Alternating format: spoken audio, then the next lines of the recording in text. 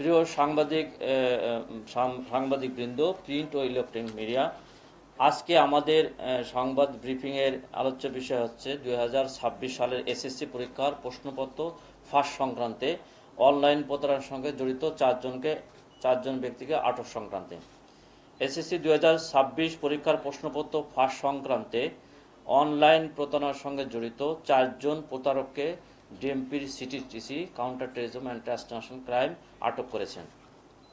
গ্রেপ্তারকৃত হলেন মোহাম্মদ সিফাত আহমেদ সজীব, মোহাম্মদ সালমান, মোহাম্মদ মিসবাউল আলম মাহিন এবং মোহাম্মদ মহিউজ্জামান মুন্না।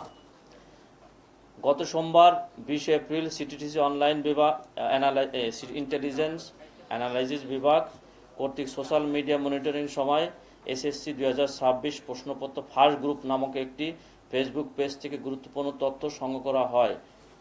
প্রাপ্ত তথ্য ও প্রযুক্তিগত বিশ্লেষণের ভিত্তিতে সিটিটিসির একটি চৌকস দল একই দিন রাত 8:20 সময় ঢাকা জেলার আশুলিয়া থানার জিরাবত তাজপুর এলাকার অভিযান পরিচালনা করে সিফাত আহমেদ সজীব নামে এক ব্যক্তিকে গ্রেপ্তার করা হয়। গ্রেপ্তারকৃত সজীবের স্বীকারোক্তি ও প্রাপ্ত তথ্য বিশ্লেষণের পর বৃহস্পতিবার 23 এপ্রিল বগুড়ার ধুনট থানা এলাকায় অভিযান চালিয়ে সালমান নামে এক ব্যক্তিকে গ্রেপ্তার করা হয়।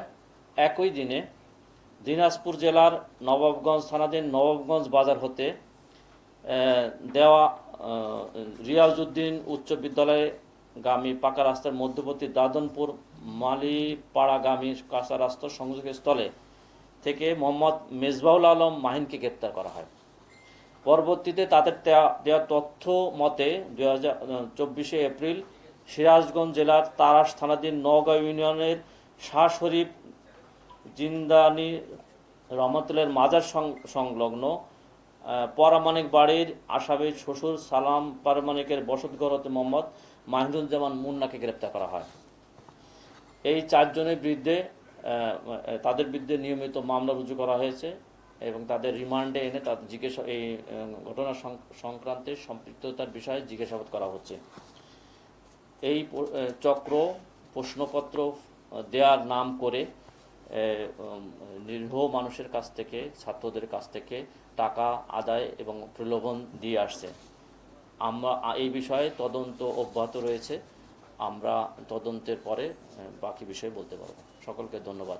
যদি আপনাদের কোনো প্রশ্ন থাকে।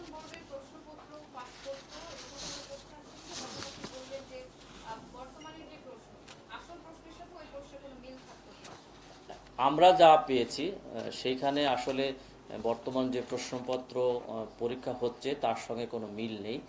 তারা মূলত প্রতারণা করার জন্যই, আর্থিকভাবে অনৈতিক সুবিধা নেওয়ার জন্যই তারা এই কাজটা করেছে এবং যে সুষ্ঠু সুন্দর ব্যবস্থাপনা যে পরীক্ষা হচ্ছে এটিকে প্রশ্নবিদ্ধ করার জন্যই তারা কাজটা করেছে। আমরা যাদেরকে গ্রেপ্তার করেছি তাদেরকে জিজ্ঞাসাবাদ করছি এবং তাদের যে মোবাইল এটা আমরা ফরেনসিক করছি, করে তথ্যে যাচাই করলে বোঝা যাবে যে তারা এর আগেও জড়িত ছিলেন কিনা। এখনো আসলে আমরা যাচাইয়ের প্রক্রিয়ার মধ্যে আছি, এখনই এটা মন্তব্য করতে পারছি না। আমরা তদন্তের পরেই বলতে পারবো এই বিষয়ে।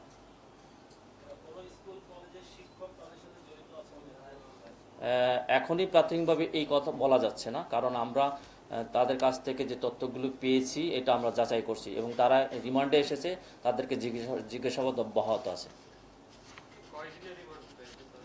2 দিনের রিমান্ড পাওয়া গিয়েছে।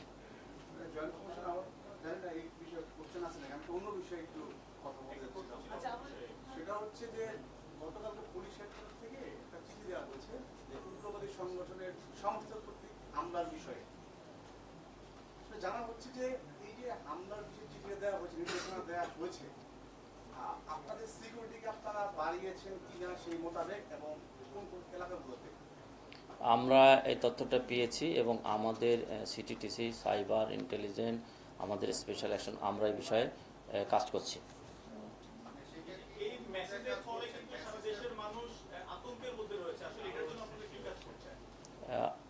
আমার মনে হয় যে আতঙ্কিত হওয়ার কোনো কারণ নেই। আমরা কাজ করছি, ইনশাল্লাহ আমরা এটাকে ফেস করতে পারব। এটা আমরা সমন্বিতভাবেই ফেস করব যারা আছে।